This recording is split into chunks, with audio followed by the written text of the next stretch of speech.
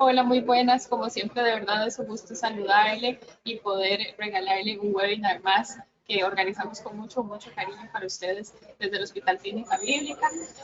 Bueno, como saben, en octubre estamos en el marco del Día Mundial de la Salud Mental y para esto invitamos al doctor Ricardo Millán. Él es especialista en psiquiatría y tiene un programa súper innovador y novedoso que ya nos viene a contar para lograr ese equilibrio mental, ¿verdad? Que a veces tanto deseamos y tanto buscamos, sobre todo sin medicación.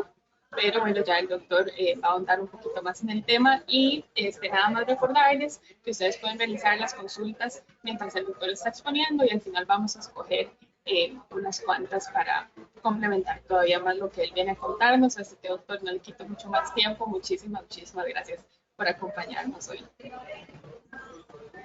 Buenos días a todos y a todas. Muchas gracias por el espacio, a la Clínica Bíblica y a ustedes, asistentes a este webinar.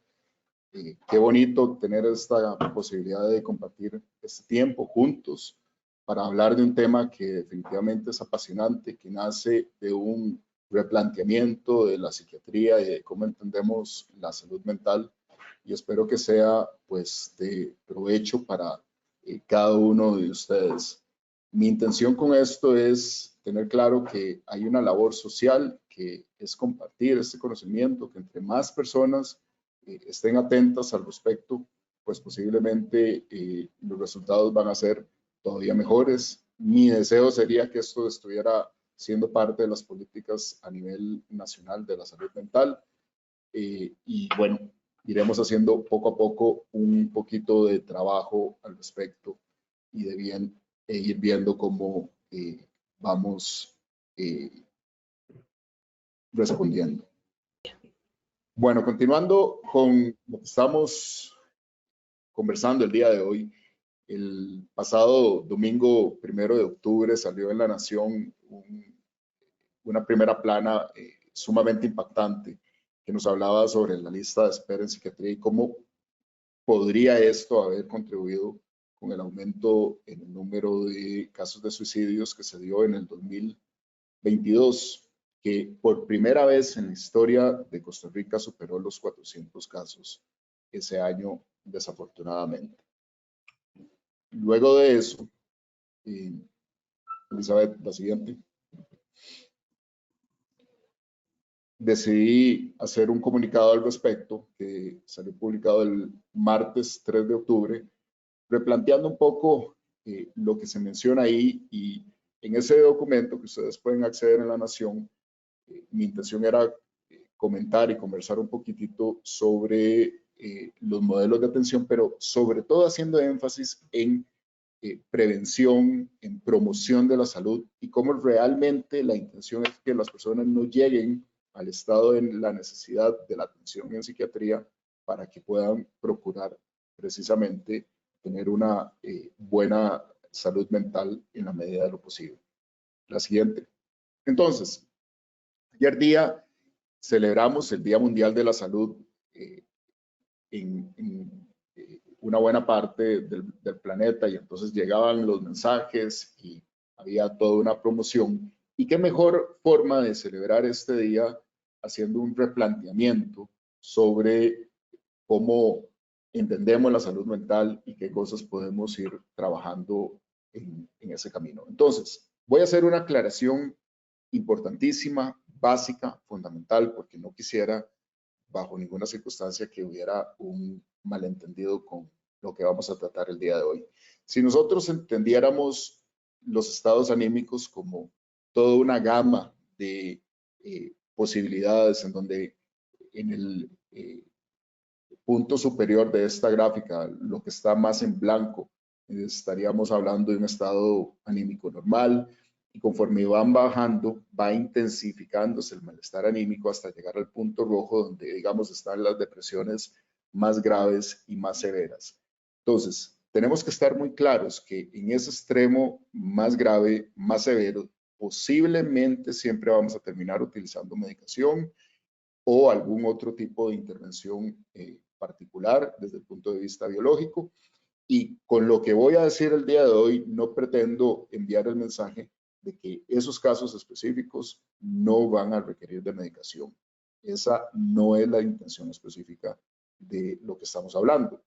Lo que estamos hablando es que a lo largo de todo el grupo de estados anímicos que vamos a encontrar, siempre las intervenciones que vamos a hablar el día de hoy son útiles, son importantes. Para la prevención de los estados anímicos hay una buena evidencia de que funcionan para evitar que lleguemos a deprimirnos, o si tenemos algunos síntomas menores, moderados o fuertes, siempre deben ser parte de ese tratamiento a lo largo de toda esta comprensión. Entonces, ya entrando en materia para tener un poquito más de claridad, yo creo que el escenario más importante, esta es esas presas que se hacen en la parte de Atillo cuando se dirige uno hacia La Uruca o hacia posteriormente Escazú, para ubicarnos bien. Pero imaginemos que estamos ahí en el carro, que hay pitos, que pasan los motociclistas, que hay que ponerse atento al semáforo, que se preocupa de que si le van a rayar el carro a uno, o si le pueden robar algo en algún momento. Y esa es una representación muy clara del estilo de vida que estamos teniendo hoy en día. Imaginémonos que esto no es un día que tuvimos que atravesar una presa, sino que son, pues, todos los días, una hora de ida, una hora de vuelta, o tal vez hora y media de ida y de vuelta, para sumar 3 horas al día. ¿Qué efecto puede estar generando esto en nuestro cerebro, en cómo va respondiendo ante el estrés crónico? Es que precisamente las bases fundamentales de un estado de equilibrio, de cómo el ser humano está adaptado para un estilo de vida determinado, programado a lo largo de los siglos, a lo largo de los milenios, para un estilo de vida determinado, cómo esto lo hemos ido perdiendo y se ha ido desgraciadamente quebrando de una forma muy importante. Entonces hay un par de conceptos básicos para entender todo lo que vamos a hablar a continuación. Hay un autor importante, Stephen Porges, que ha planteado que el ser humano tiene ciertas necesidades básicas y una de ellas es la búsqueda de lo que él llama las sensaciones de seguridad, que es un estado de calma, de tranquilidad, donde predominan algunos estados del sistema neurológico de nuestro cuerpo, que es propio de los mamíferos y es precisamente una de las capacidades para hacernos entes sociales y para poder relacionarnos y para poder entrar en lo que él llama corregulación, que es la interacción interpersonal. Nos tranquiliza, nos llena de paz si estamos en ese mismo estado. Esto está codificado en el ADN, que es una necesidad, por lo tanto, básica para todos nosotros y es un motivador para nuestras vidas. Es decir, los seres humanos y los mamíferos buscamos constantemente los sensaciones de seguridad y esto conservaría nuestra salud y esto consecuentemente conservaría también nuestros estados emocionales de una manera completamente estable. Entonces hay una relación directa entre si yo llego a tener riesgos, digamos, de un infarto, de desarrollar diabetes, pero también de nuestra propia salud mental si lo vemos desde estos elementos. Entonces, recordemos, las criaturas iniciales a nivel evolutivo, los reptiles específicamente, carecen de estas posibilidades que nos diferencian precisamente de los mamíferos, que a través del contacto podemos entrar en estas sensaciones de seguridad que eventualmente preservarán nuestro equilibrio y nuestra tranquilidad en el largo plazo. Entonces, el sistema nervioso tiene un área que es la parte simpática y la parte parasimpática. Entonces, específicamente la parte simpática es la que se activa ante situaciones de amenaza, de urgencia. Si nosotros atravesamos esa presa que les presentaba anteriormente, definitivamente yo voy a activar toda una serie de estados de alerta que me permiten manejar cautelosamente y no chocar o no atropellar a alguien o prever cualquier situación que pueda estar complicada. Y por el otro lado, existe un estado parasimpático que, por el contrario, promueve o activa esas sensaciones de seguridad que mencionaba el autor que les estaba poniendo anteriormente. Entonces, en el largo plazo, el estado parasimpático es absolutamente necesario para entrar en esas sensaciones de seguridad, mientras que el estado simpático idealmente se tendría que encender cuando hay una situación de emergencia y luego apagarse para poder tener un funcionamiento adecuado. Y es que de lo contrario, el estado de alerta persistente en el que podríamos encontrarnos generaría un desbalance de nuestro propio organismo, en donde el cuerpo tiene que echar mano más a las reservas que tenemos, a las reservas fisiológicas, a los minerales, a las vitaminas, a la nutrición que nuestro cuerpo tiene, y por lo tanto podría quedarse desabastecido si ese es el estado persistente.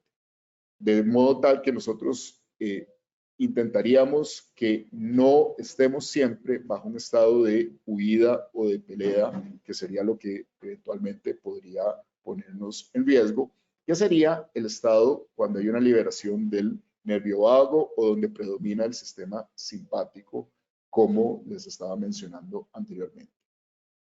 Entonces vámonos a pensar en la evolución del ser humano y cómo ha sido la vida del ser humano durante los siglos, durante incluso los milenios, cuáles han sido nuestras costumbres, para qué tipo de conductas hemos estado diseñados y preparados persistentemente, porque eso nos va a dar una buena pista de qué nos puede preservar los estados anímicos a continuación.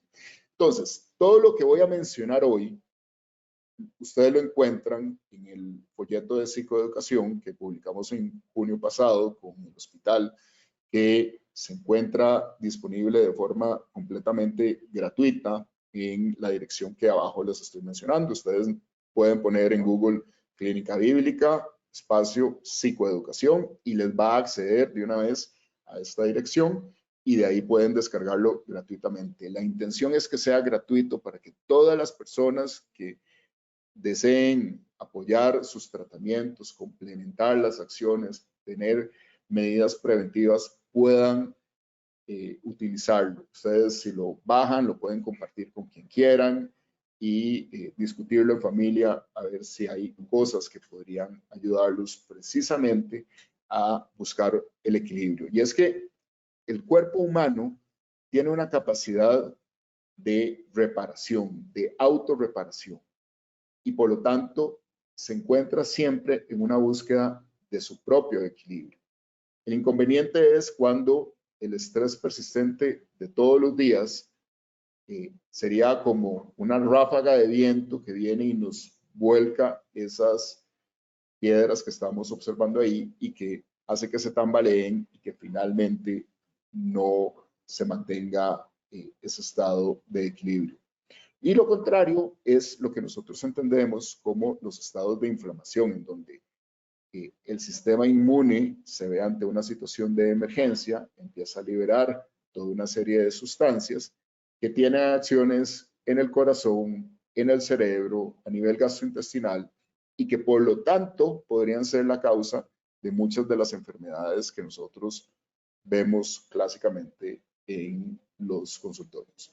Entonces, algunas teorías actuales en la psiquiatría han replanteado las cosas. Y aquella historia de que la serotonina es la causante de la depresión como causa única, realmente hoy en día está más que superada. Sabemos que sigue teniendo un rol en la dinámica y en la modulación de los estados de ánimo, pero que por mucho no es el único aspecto relevante e importante. Algunas personas, algunos investigadores nos han planteado en los últimos tiempos de que es el colapso de la capacidad de adaptación, de la capacidad de buscar el equilibrio de las neuronas o de las células que se encuentran en nuestro cerebro, lo que podría promover estos estados de depresión, y que nosotros, para prevenir estos estados y para tratarlos de igual manera deberíamos darle al cuerpo el soporte necesario, la reparación necesaria, la posibilidad de que exista un nuevo balance en todas estas personas. Y pensémoslo como si esto se tratara de un motor. Si nosotros no le estamos dando mantenimiento a ese motor, si nosotros pasamos acelerando constantemente el motor y nunca le pusimos aceite y nunca lo llevamos a una reparación, en donde sería el equivalente a que no exista un buen estado de sueño, de descanso o eventualmente de alimentación, por ejemplo, pues en algún momento el motor va a empezar a dar una serie de síntomas que podrían implicar un desbalance de todo el cuerpo que incluye un cerebro que está dentro de ese cuerpo y que por lo tanto podría tener una serie de consecuencias importantes. Entonces yo quería que cada uno de ustedes pueda hacerse alguna de estas preguntas a modo como de ir generando un poquitito de conciencia.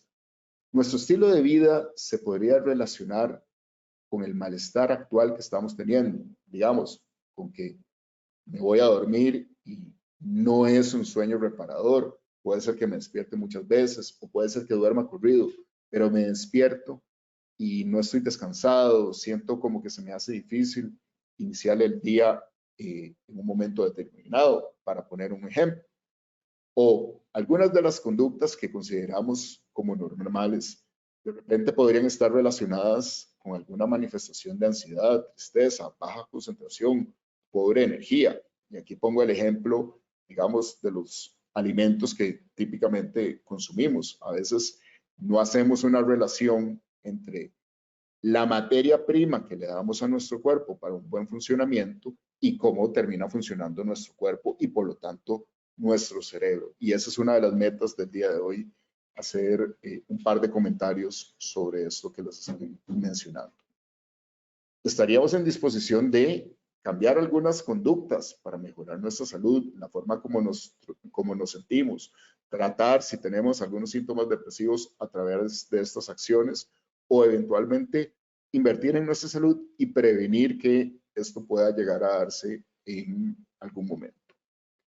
Entonces, hoy vamos a hablar de tres pilares que son como una mesa de tres patas, porque se sostienen a sí mismos. El sueño tiene una relación directa con las elecciones alimenticias que nosotros hacemos, pero de igual manera con la capacidad de hacer ejercicio, pero asimismo el ejercicio influye en la calidad del sueño y en la calidad de la alimentación y a final de cuentas son pilares que le ayudan a estar mejor al otro o le ayudan a estar peor al otro. Entonces, la intención va a ser hablar de estos tres componentes con consideraciones sobre la salud mental.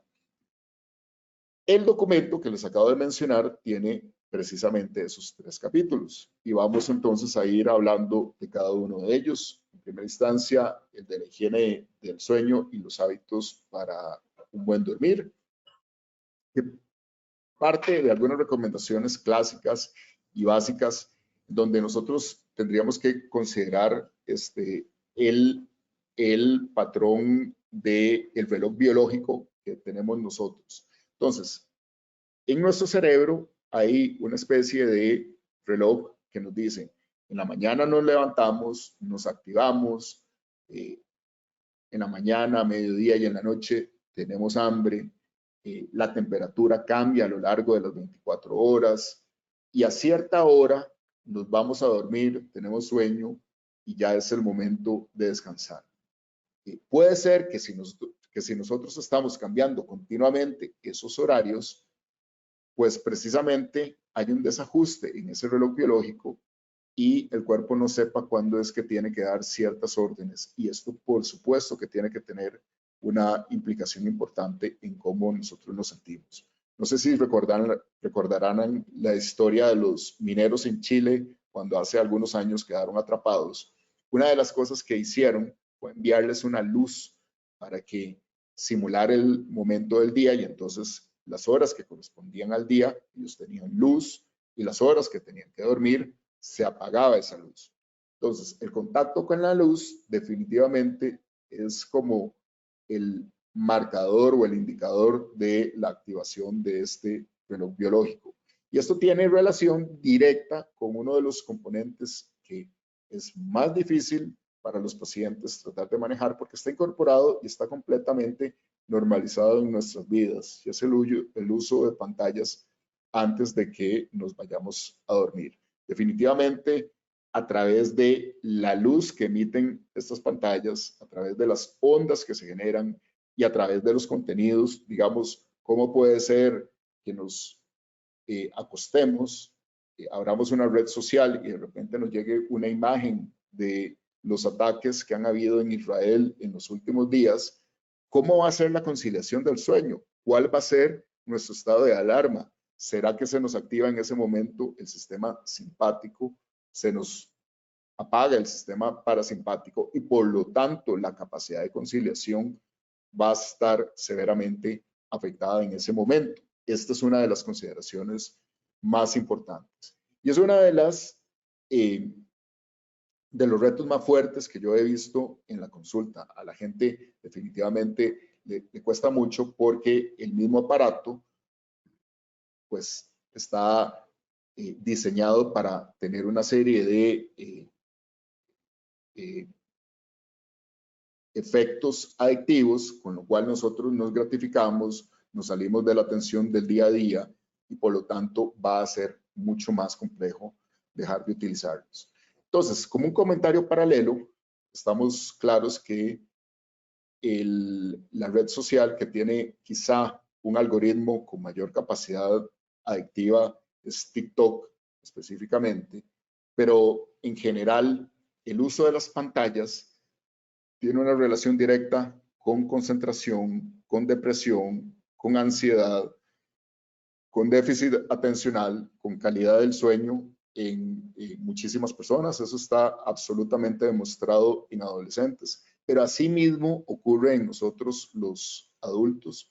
Sabemos que más de 2 horas por día de uso de aparatos electrónicos o de pantallas va a tener un impacto en todas estas áreas. De ahí para que los que son papás, mamás puedan tomar conciencia al respecto sobre cómo manejar estas situaciones con todos los hijos, cómo ustedes mismos las están manejando en los momentos actuales. Creo que es interesante, pero muchas personas se levantan a las 3 de la mañana y lo que hacen inmediatamente es agarrar el celular.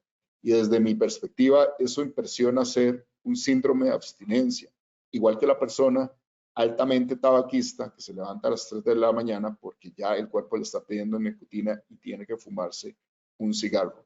Esto, por supuesto, que puede alterar el reloj biológico del cuerpo, la calidad del sueño, la concentración, la neblina mental que podamos tener al día siguiente, nuestro estado anímico y, por supuesto, que muchos síntomas de ansiedad que en algún momento podamos estar viendo.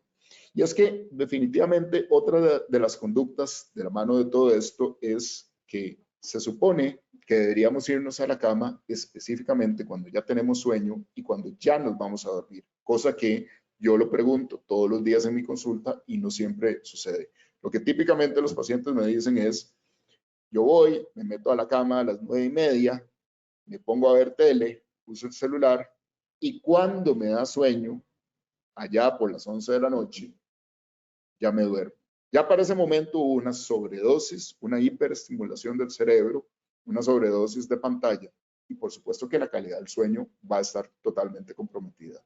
La recomendación que nosotros damos al respecto es identificar un momento, una hora en la que vamos a apagar las pantallas y dejar no menos de 1 hora, idealmente 2 horas de lavado de esa hiperestimulación que nos han dado las pantallas, en donde podemos darnos un baño, donde podemos tomar un té relajante, donde podemos escuchar música, hacer meditación, conversar con nuestras familias, que de por sí sería siempre una recomendación importante, leer en físico, alguna manualidad, tejer o algo que sea sin aparatos electrónicos y ya con sueño, que nos metamos a la cama para que podamos agarrar ese vagón de una vez e irnos con el tren, porque de lo contrario es posible que nos termine dejando. Siempre se ha hablado de la importancia de valorar los estimulantes para considerar la calidad del sueño. Típicamente el café, típicamente más de 2 tazas de café al día podrían comprometer la calidad del sueño, particularmente si se da en horas de la tarde. Entonces, recomendaciones puntuales. Si usted tiene problemas para dormir, importante hacer un esfuerzo para evitar la cafeína en horas de la tarde. Algunas personas dicen, yo me tomo mi última taza de café a las 3 de la tarde. Yo he visto consistentemente en la consulta que cuando se elimina por completo en horas de la tarde la cafeína o cualquier otro estimulante, definitivamente termina mejorando la calidad del sueño. Y algunos pacientes me han dicho que incluso eliminándolo en la mañana ha mejorado la calidad del sueño en estas personas.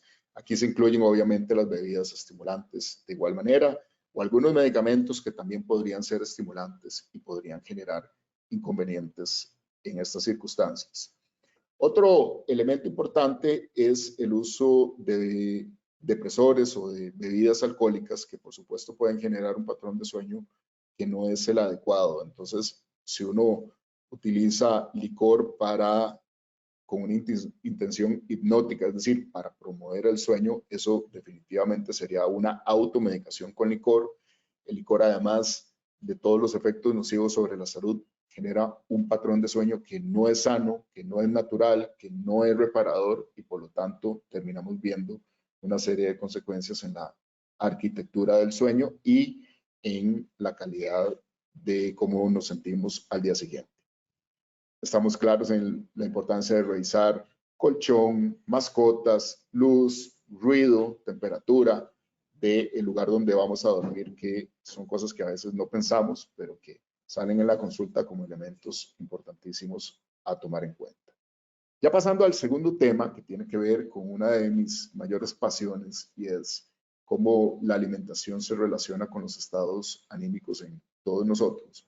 Hay varios conceptos importantes. Resulta que a nivel gastrointestinal existen millones de bacterias, virus y otras partículas que podrían tener una íntima relación en cómo funciona nuestro cerebro, y eso es algo que en los últimos años se ha estado explorando con muchísimo detalle y en donde ya hay una evidencia interesante como para pensar en que a través de varios mecanismos la calidad de ese grupo de bacterias, entendida como microbiota gastrointestinal, va a tener un impacto importantísimo en nuestro funcionamiento a nivel cerebral, en nuestras respuestas del sistema inmunológico y en realidad en el funcionamiento del cuerpo como un todo.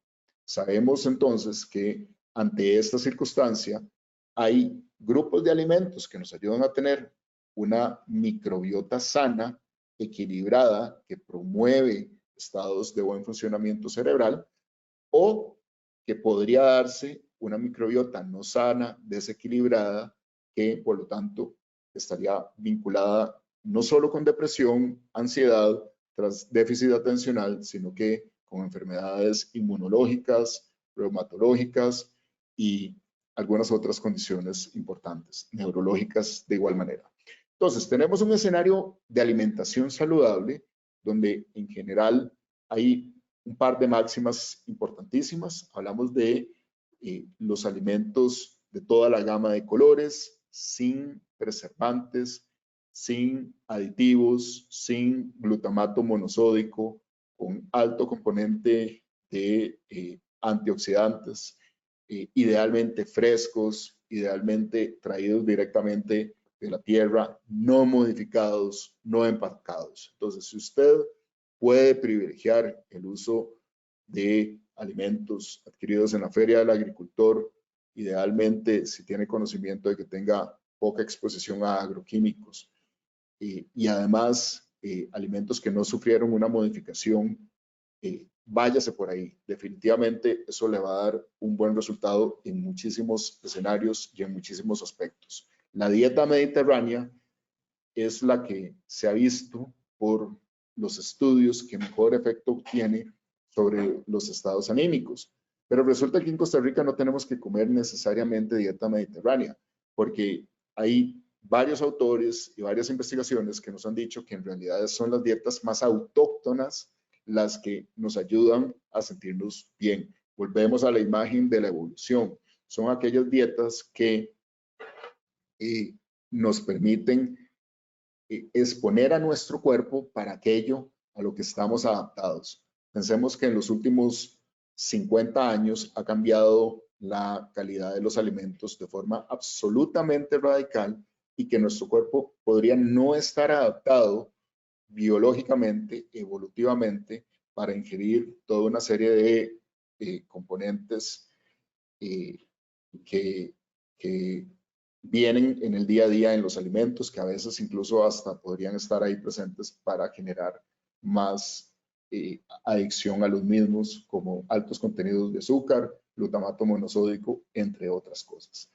Entonces, luego tenemos otro escenario de alimentos que no son sanos, que llamamos proinflamatorios, porque generan respuestas de inflamación en nuestro cuerpo, en donde tenemos dos escenarios. El primero de ellos es, digamos, toda la dieta occidental, donde tenemos la comida rápida, donde tenemos las grasas trans, donde tenemos los preservantes, donde vemos alimentos como los snacks, que sabemos que tienen altos componentes de sustancias adictivas, como el glutamato monosódico, que es gravemente lesivo para la microbiota gastrointestinal de la que les hablaba anteriormente, pero además estimula nuestro sistema de recompensa, con lo cual se nos hace difícil abrir un paquete de snacks y no terminarnos de un solo tiro ese paquete de snacks. Y dentro de este mismo grupo están, por supuesto, alimentos que se promocionan como productos light o dietéticos. El hecho de que sea dietético, por supuesto que no implica que no sea proinflamatorio. Entonces, de ahí que los pacientes usualmente en la consulta dicen, bueno, yo tomo gaseosas, pero es que son light. En realidad, eso es un pensamiento de la alimentación en función del peso, no en función de nuestra salud mental o de nuestra salud como un todo. Y ahí un poco la invitación para que empecemos a replantear esos patrones de pensamiento.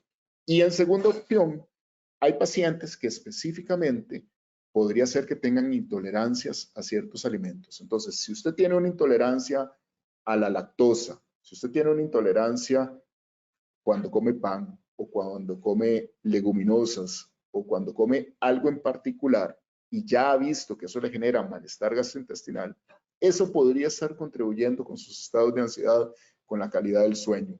Dese la oportunidad de sacar ese grupo alimenticio por un tiempo y valorar si mejora la parte gastrointestinal, porque seguramente también va a mejorar la parte emocional de igual manera. Aquí viene un tema importante y es que muchas personas dicen, bueno, no, yo me tomo los lácteos, pero me tomo algo para digerir los lácteos o me tomo los lácteos deslactosados. Eso posiblemente no nos va a ayudar en la respuesta anímica si ese es uno de los promotores de ese malestar que nosotros estamos viendo. ¿Y qué es lo que sucede? Digamos que este espacio que tenemos ahí representado entre las dos líneas amarillas es el espacio del aparato gastrointestinal, digamos, del intestino. Y en ese intestino está ingresando alimentos sanos. Entonces, ingresa el alimento sano y genera un estado de las bacterias que también va a ser sano, que se conoce como eubiosis. Cuando esto sucede, resulta que a través de los espacios que hay entre las células del intestino, pasan los nutrientes al torrente sanguíneo y por lo tanto hay suficiente materia prima para un buen funcionamiento de nuestro cuerpo. Le estamos dando al cuerpo la gasolina que necesita adecuadamente, le estamos dando mantenimiento al motor que enseñábamos anteriormente y por lo tanto vamos a reducir los estados de inflamación en nuestro organismo. Cuando esto sucede, de igual manera, hay una buena excreción de toxinas y por lo tanto se preserva el sentido de equilibrio, de homeostasis para nuestro cuerpo. Por el otro lado, si lo que le estamos dando a nuestro cuerpo es comida proinflamatoria, por supuesto que va a haber una respuesta que va a ser completamente distinta, donde la microbiota, las bacterias dentro del intestino se van a desequilibrar, van a predominar bacterias que no necesariamente son sanas, y esto va a generar un estado de inflamación dentro del intestino que va a hacer que las células de la pared intestinal se hinchen precisamente por esa inflamación, y al hincharse dejan espacios libres por los que finalmente va a pasar toda una serie de toxinas a la sangre que van a desprender una respuesta del sistema inmunológico, van a generar un estado de inflamación dentro de nuestro cuerpo que sabemos por varios mecanismos pueden tener efectos a nivel cerebral y claramente tienen efectos en concentración, en neblina mental, en calidad del sueño, en energía, en depresión, en ansiedad y en realidad en todo lo que nosotros vemos desde el punto de vista de la psiquiatría. Cuando esto sucede y hay una inflamación de este tipo, por si fuera poco, ya le estamos dando alimentos poco nutritivos a nuestro cuerpo, pero las pocas nutrientes que están ingresando van a ser excretados porque no va a haber una buena absorción en estos casos. Entonces, realmente vale la pena que mantengamos estos patrones alimenticios que no son sanos para nosotros. Definitivamente, eso habría que pensarlo, revisarlo, replantearlo.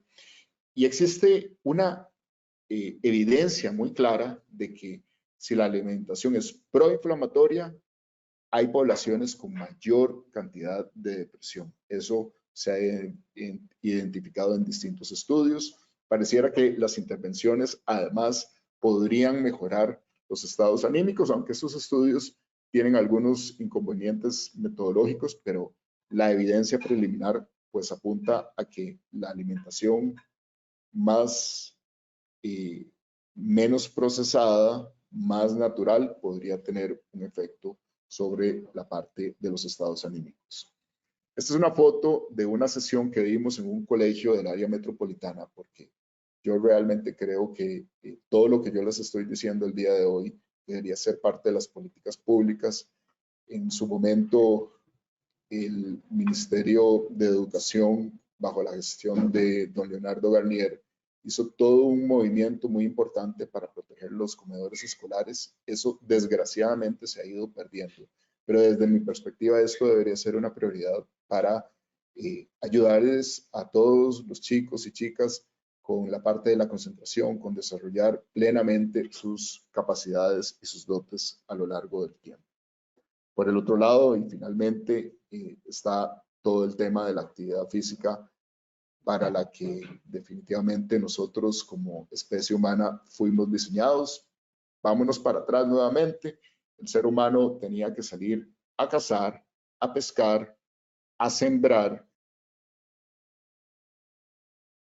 Pasábamos en una actividad persistente, continua, porque desgraciadamente en los últimos tiempos las conductas han ido cambiando y Elizabeth no están pasando las filminas.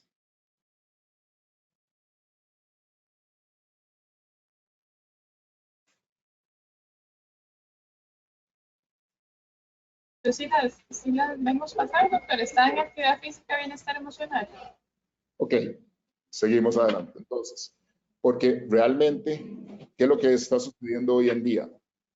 Nos levantamos, nos bañamos, nos sentamos en la computadora, largas horas, para apagar un malestar, seguimos, por lo tanto, recibiendo más pantallas. Esto ha hecho que el cuerpo se exponga a una serie de conductas para que no estamos adaptados adecuadamente y de ahí que esto promueve los estados de inflamación de nuestro cuerpo, evita que se generen sustancias que el ejercicio promueve a nivel cerebral y que son especies de abono cerebral para un mejor crecimiento de las neuronas, una mejor comunicación entre las neuronas y por lo tanto se ha visto que la inactividad física, por supuesto que se acompaña de más síntomas de ansiedad más síntomas de depresión y que por supuesto que retomar la actividad física, si usted no ha podido mantenerla,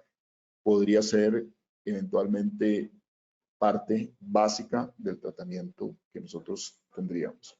Entonces, algunas recomendaciones puntuales con respecto al tema que les estoy mencionando sobre la actividad física. Si usted no practica ejercicio y no se siente bien anímicamente, empecemos gradualmente. Empecemos con salir temprano, dar una caminata, recibir luz solar, que la luz solar, por cierto, activa el cerebro y lo programa de modo tal que nos permitiría irnos a dormir de una mejor manera esa próxima noche. Ganamos por la vitamina D que estamos generando y además estamos activando nuestro cuerpo. Todo lo que sea activación, aunque no sea de altísimo impacto, es ganancia si usted no está acostumbrado a hacer actividad física y realmente no le gusta. Parte de las recomendaciones, de igual manera, es anclarlo con alguna otra actividad que sea bonita, que sea agradable. Es decir, si yo salgo a caminar, puedo llevar la música que me gusta. Si yo estoy en una caminadora, yo puedo estar viendo el programa que me gusta o escuchando un podcast que es de mi interés, o podría realizar alguna actividad física en compañía de una amistad, de un familiar con quien resulte agradable o acompañándome de mi mascota. Y esto, por supuesto, que engancha lo bonito que es compartir con esas personas o esas actividades con la parte del ejercicio y eso, por supuesto, que lo puede hacer más llevadero y que se sostenga más en el tiempo. Tenemos que buscar los ejercicios para los que nos sentimos bien. No podríamos elegir un ejercicio por presión social, porque está de moda meternos a correr cuando no es lo que realmente nosotros disfrutamos. Pensemos en qué nos gustaba hacer de chiquillos y de repente démosle la oportunidad o investiguemos y tratemos de probar distintas alternativas para ver cómo nos vamos sintiendo con todos estos ejercicios. Es importante, además, conectar con las sensaciones, no con el sinónimo de peso, porque tanto la alimentación como la actividad física usualmente la pensamos en función de cuánto peso menos voy a obtener.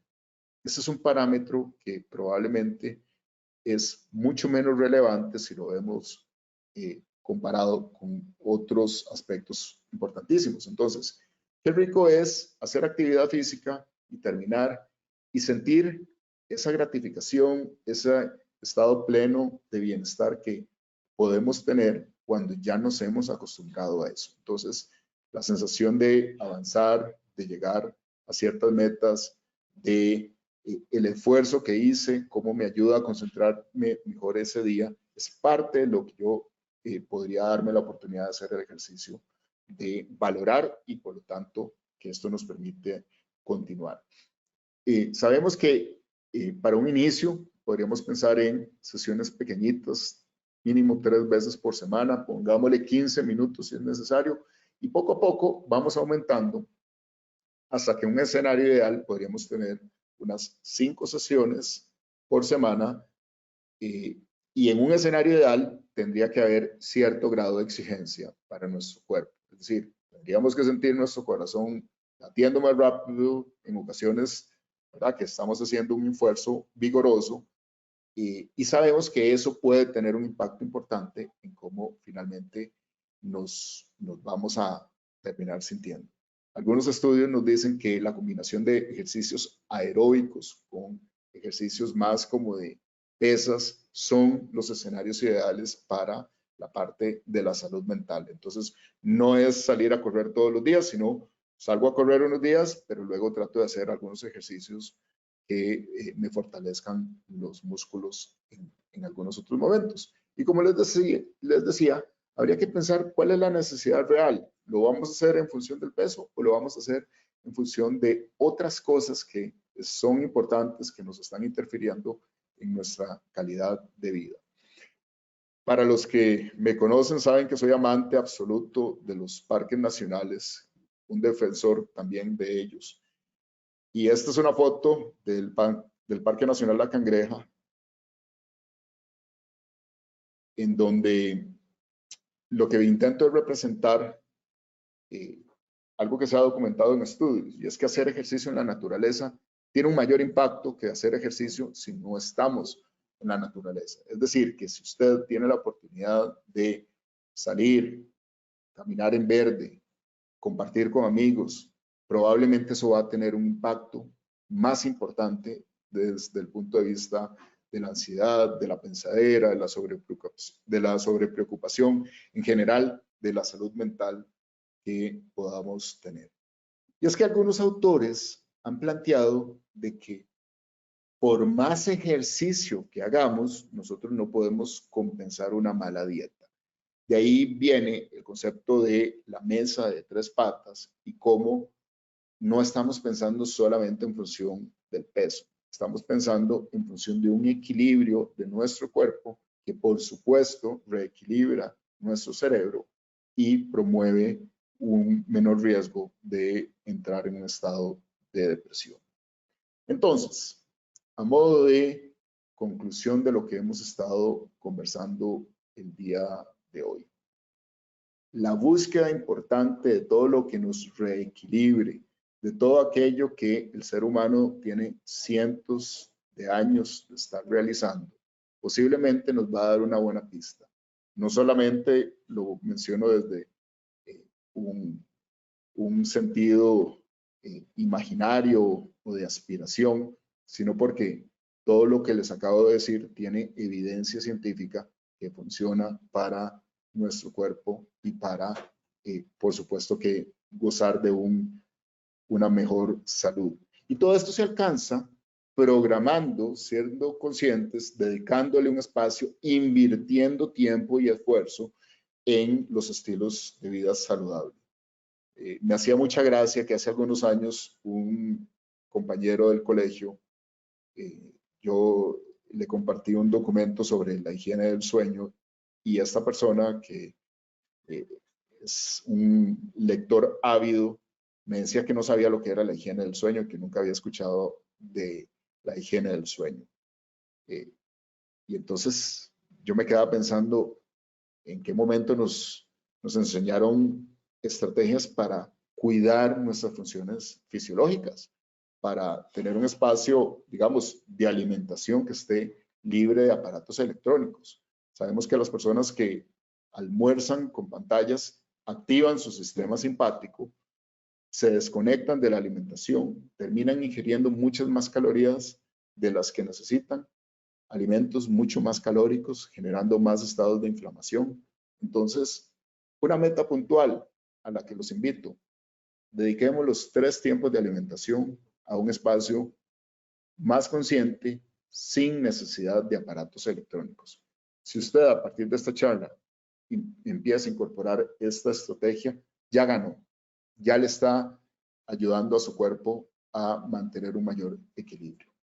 Trabajamos entonces en preservar una higiene del sueño con diversas conductas que tienen que ser conscientes. Tenemos que pagar un cierto precio de nadar contracorriente.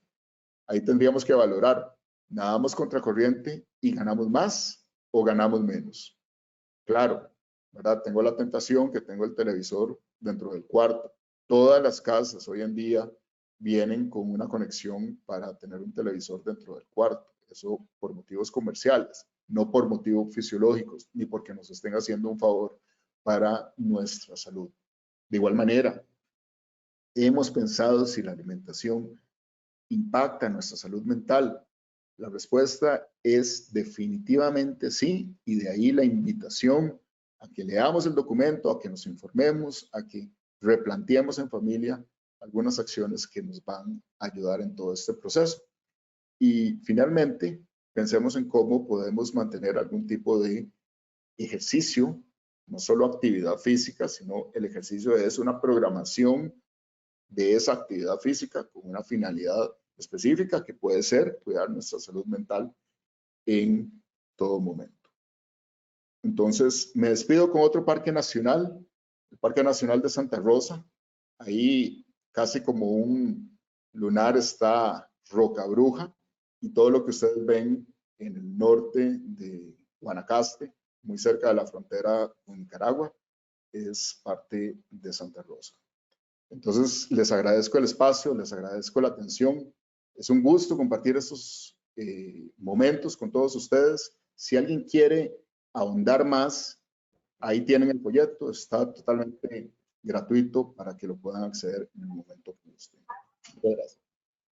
Perfectísimo, doctor. De verdad que muchísimas gracias. Creo que es una charla que todas las personas del mundo deberían de escuchar. De verdad que hay círculos viciosos que tal vez uno ni se da cuenta, como dice usted, esa mesa de 3 patas, ¿verdad? Uno come mal, después no sabe, ay, dormí mal, ¿qué hice?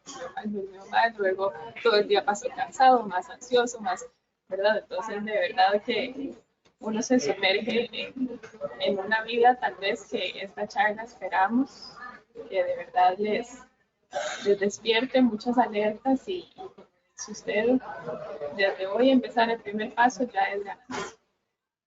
Ese es siempre el objetivo de estas charlas. Vamos a ver. Pero nos están preguntando mucho por el documento. Entonces, si gustan, yo ahorita como en media hora ya subo esta charla a YouTube y les pongo el link abajito también para que ustedes puedan entrar de una vez y descargar el folleto. Cualquier cosa, ahí pueden poner en Google Hospital Clínica Bíblica, Psicoeducación, y eso los manda directo a Ok, lo mando directamente, perfecto. Vamos a ver por aquí. Nos pregunta doña Bailey. Nos pide recomendaciones para tratar la ansiedad generalizada. Bueno, digamos que la ansiedad generalizada es uno de los grupos de fenómenos ansiosos que nosotros podemos encontrar. Todo lo que acabamos de mencionar tiene utilidad para la ansiedad generalizada. Yo realmente creo que un poco la pregunta es, para empezar, la pregunta que usted podría hacerse es, ¿qué hay en mi estilo de vida que pudiera estar promoviendo un desequilibrio en mi cuerpo y por lo tanto en mi cerebro? ¿Será que no duermo bien? ¿Será que no me alimento de una forma que no promueva la inflamación? ¿Será que no tengo actividad física? O pueden haber otros elementos, por supuesto, que estén ahí presentes, situaciones familiares, financieras, etcétera. Por supuesto que todo eso viene a contar. Pero todo lo que nos permita tener un mayor balance fisiológico nos va a dar una mayor capacidad de enfrentar cualquier situación de estrés. Yo, el ejemplo que podría tener es que normalmente cuando un carro anda en plano, no importa si tiene buen mantenimiento o mal mantenimiento, el carro ahí va en plano. Pero si le ponemos un poquito de carga al carro y lo tiramos en una cuesta, seguramente que solamente los carros que tienen un buen mantenimiento podrán subir esa cuesta. Y así funciona nuestro cuerpo. Si nosotros le hemos dado un buen balance fisiológico, se nos viene un estrés, una situación tensa, nuestro cuerpo tiene con qué responder, tiene los recursos, tiene las reservas para poder responder. Entonces, a partir de eso, nuestro carro puede subir esa cuesta más fácilmente. Entonces, yo la invito a usted y a todas las otras personas a que haga un repaso de estas recomendaciones en el folleto y de todo lo que acabamos de conversar. Perfecto, doctor. Sí, don Edwin aquí nos pregunta que si vamos a subir este webinar a YouTube. Así es, el canal de YouTube se llama así, igual, Hospital Clínica Bíblica. Ahí va a poder encontrar y realmente todos los webinars que hacemos por lo menos como de 8 a 10 por mes, así que usted va a encontrar ahí un montón de temas interesantes relacionados con su salud. Y bueno, nos preguntan aquí qué opinión tiene usted para agregarle una pata más a esa mesa, ¿verdad? Que usted nos indica la fe y las buenas obras, ¿verdad? Entonces, esa parte tal vez ya más espiritual. Definitivamente hay otros elementos y uno podría pensar en otras áreas básicas importantísimas.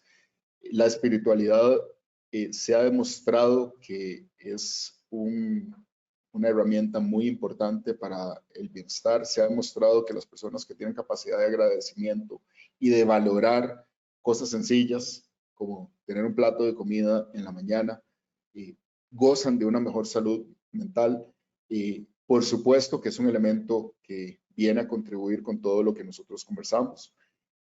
Además, existen otras patas adicionales, como los buenos vínculos con las personas cercanas que nos brindan un sentido de protección, de cuidado y que nosotros lo hacemos con ellas. Entonces, también hay mucha información sobre vínculos y cómo realmente también podría ser otra pata de la mesa para mantener un mayor equilibrio. Entonces, si alguien tiene una creencia tanto religiosa como prácticas espirituales, y es posible que esto nos ayude a enfrentar situaciones difíciles. Lo veo todo el tiempo con mis pacientes y lo rescato de igual manera.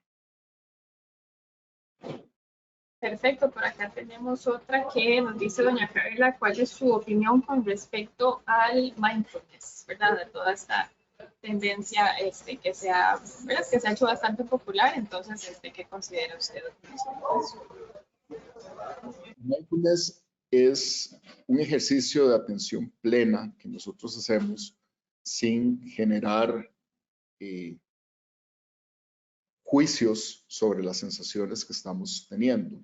Y definitivamente hay una muy buena evidencia que nos dice que el mindfulness ayuda a controlar los síntomas de la ansiedad, síntomas depresivos y algunas otras condiciones. Y de hecho yo les hice una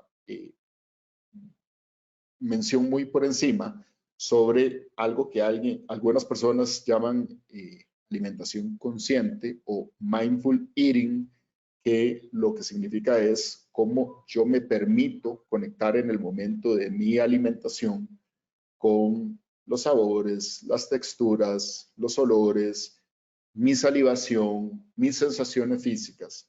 Esto obviamente lo hacemos sin aparatos electrónicos y la persona que lo quiera practicar está cordialmente invitado. Probablemente va a disfrutar más de su alimento, probablemente va a conectar más con la sensación de saciedad que pueda llegar a tener y seguramente va a tener una relación hasta más sana con la alimentación. Pero específicamente sobre la pregunta, hay evidencia importante, científica, que nos dice que el mindfulness es un apoyo en todos estos casos.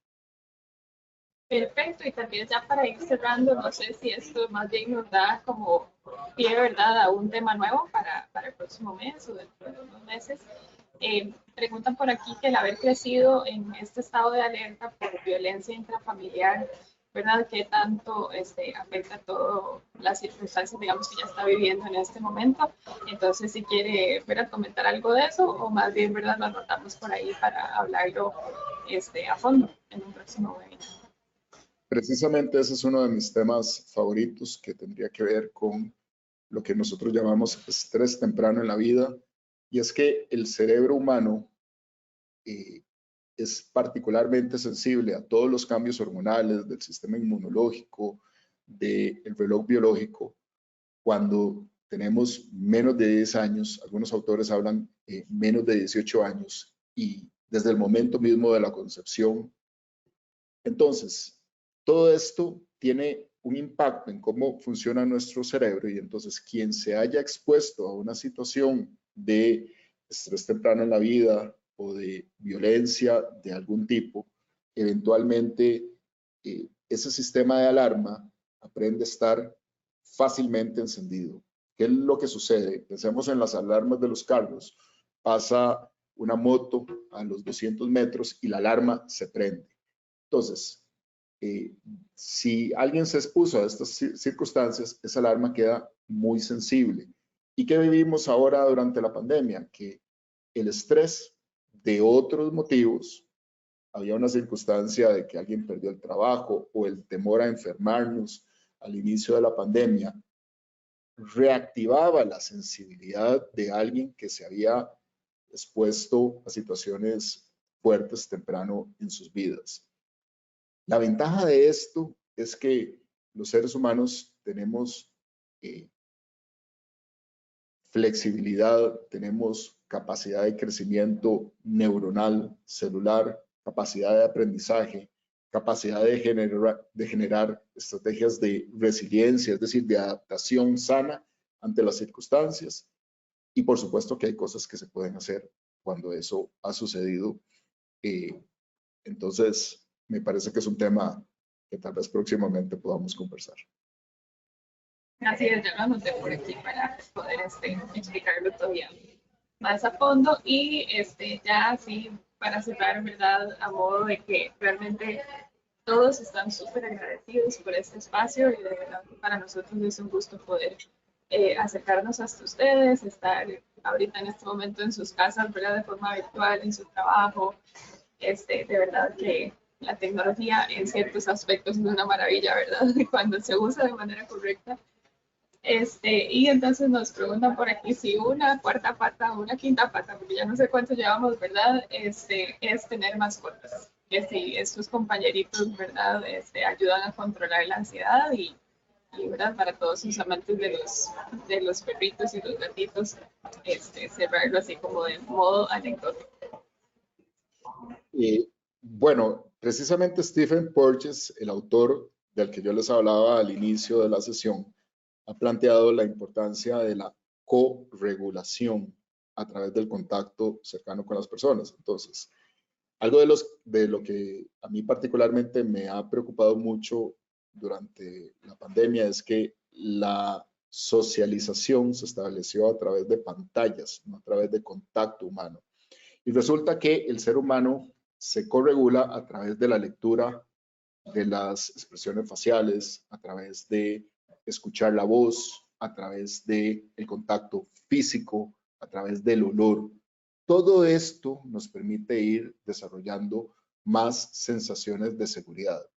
Y este mismo autor plantea cómo las mascotas, la conexión con seres vivos que para nosotros son cercanos, que nos dan cariño, que nos dan una respuesta constante, sistemática, permanente, por supuesto que puede tener un efecto importante sobre la salud mental. Yo lo he visto constantemente en mis pacientes. Algunos pacientes deprimidos se hacen de una mascota y les ayuda profundamente. Incluiría además, claro, no es posible tenerlo dentro de la sala de la casa, pero el rol que tienen los caballos particularmente ha sido estudiado a través de lo que se conoce como la equinoterapia y definitivamente tienen una gran capacidad de generar corregulación. Entonces, absolutamente es un elemento importantísimo y tiene su evidencia científica de igual manera. Perfectísimo. Bueno, creo que entonces con esto ya hemos llegado al final de este webinar. Nos siguen preguntando por el folleto, pero sí, les prometo que ahorita que subamos el videito les adjunto el link. Y igual pueden buscar en Google, ¿verdad? Hospital Clínica Bíblica, neuroeducación. Psicoeducación.